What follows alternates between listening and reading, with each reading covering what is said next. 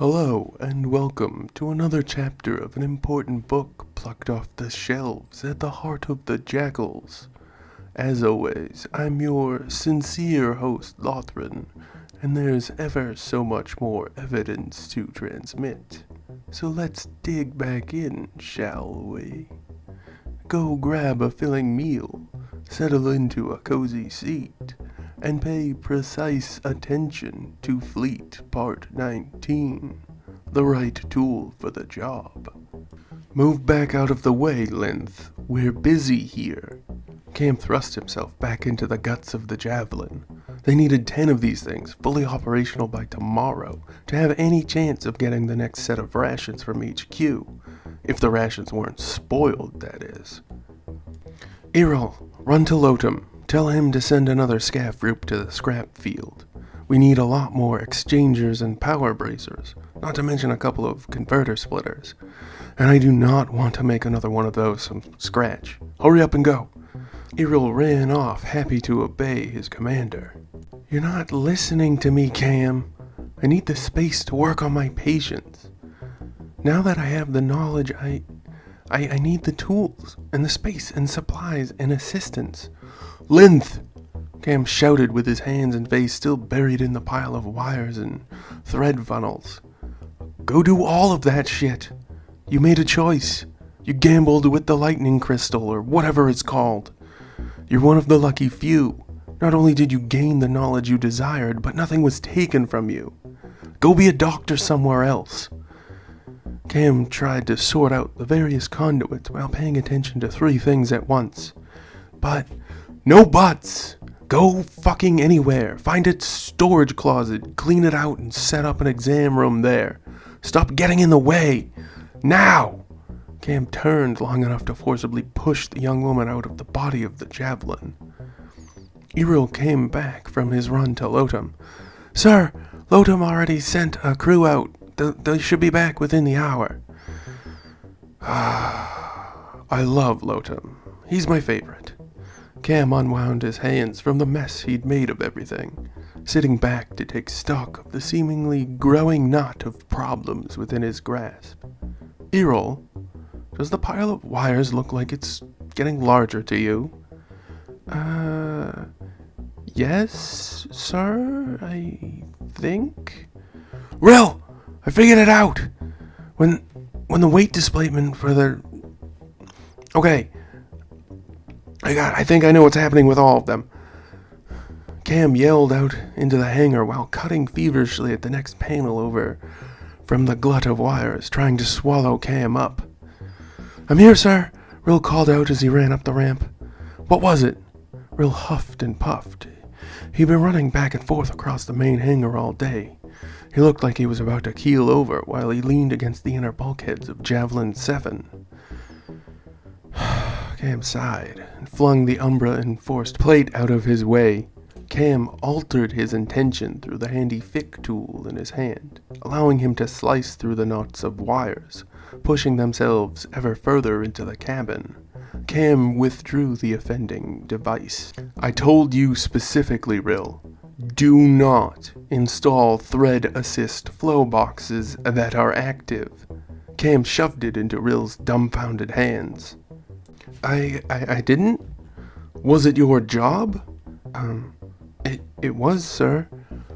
Why did I have to slice through the panel over this box to get it off? Cam asked, even as he continued to gather still growing strands of wire and slice them free from the other systems they had infected. This shit is dangerous, Rill. We do none of it lightly. Thread has a mind of its own, without the proper set of Vu hands to control it.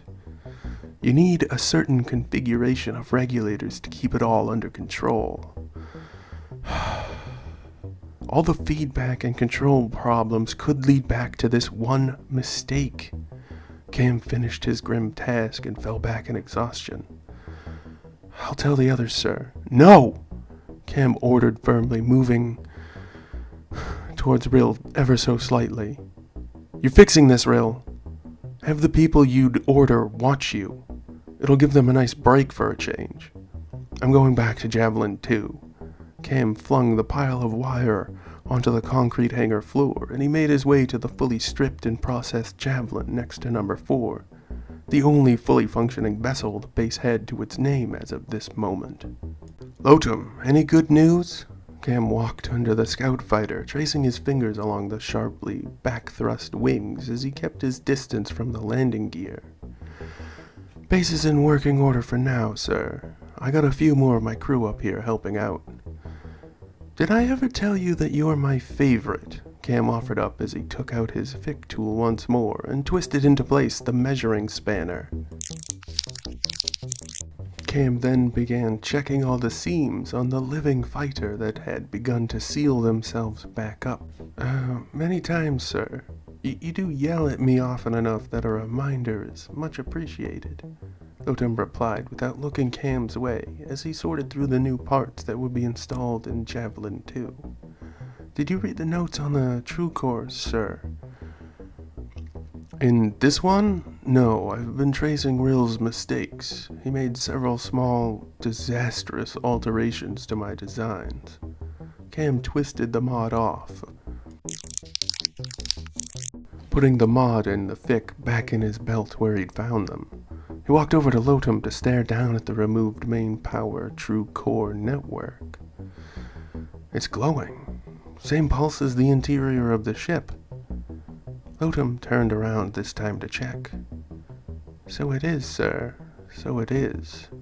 But if you look again, you'll see what I noted. The real reason we had all those flight problems." Cam bent down on one knee, drawing out his Fic, and the proper mod scanner twisted into place in a moment. "Hold on, just gotta get the right frequency going here." There was a moment of eerie, hanging silence around the pair of men. While it was clear that many things were still going on around them, the True Core network had responded in kind, and was now emitting a sound of their own back at these two figures.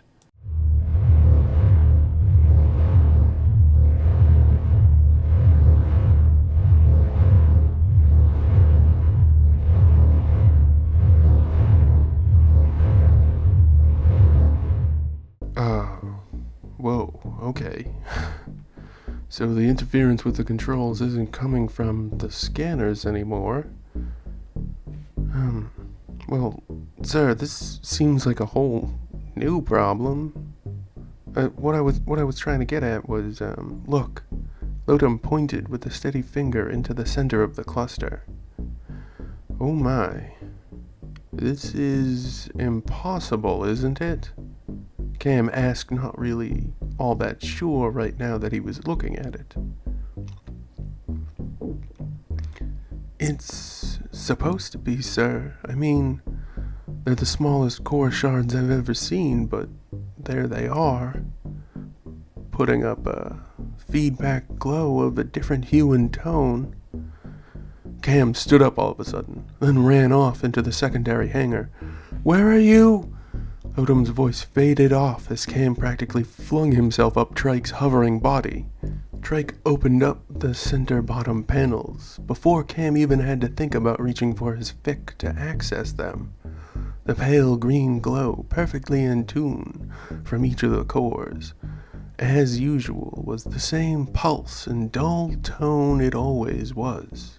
But now Cam saw, nestled into and among the network, each old depleted core paired to a tiny fresh shard, growing in a bath of red coolant along the connection wires.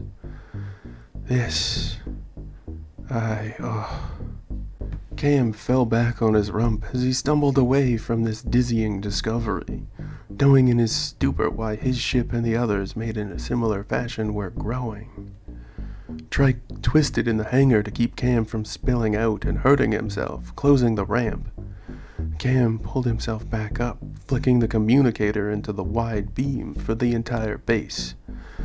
"This is Commander Cam Novier. All hangar crews are to cease working on whatever they're engaged in and report to secondary ASAP. That is all." He knew he couldn't let this go. Had to find some way to limit the spread of this knowledge. keep it contained to the base in some manner if he could. It was too dangerous to let it spread on its own. This is quite the shitstorm you've handed yourself, Cam. After a sigh, Cam forced Trike to ease back into a hovering position and lower the ramp, so that he could address his people properly. And so it is. Our time together has once more come to a close. I hope each and every one of you enjoyed the tale as much as I have the telling of it. As always, I've been your scholarly host, Lothran, and this was Fleet Part 19, The Right Tool for the Job. Another tale right from the heart of the Jakuls. And now, we must once again part ways. Korvoth, guide them back along the proper path, back to the safety they know all too well. Yes, sir, Lothran. See, troubling this one is, but not sad or upsetting. I still have a job to do. A pleasant greeting and a fond farewell to each and all. Please leave all your comments, questions, and kindnesses down below. Don't you let me catch a single one of you leaving any of that mean, rude, or terrible stuff, though. You keep all that rubbish to yourselves. Remember to like, share, and subscribe to help us learn, spread, and grow. And don't forget that we strongly encourage each and every one of you to stay safe out there. See you again tomorrow for Fleet Part 20. I'm looking forward to it. Good night and good luck. You'll need it. Bye-bye, everyone. Bye-bye. Bye-bye, bye-bye, bye-bye.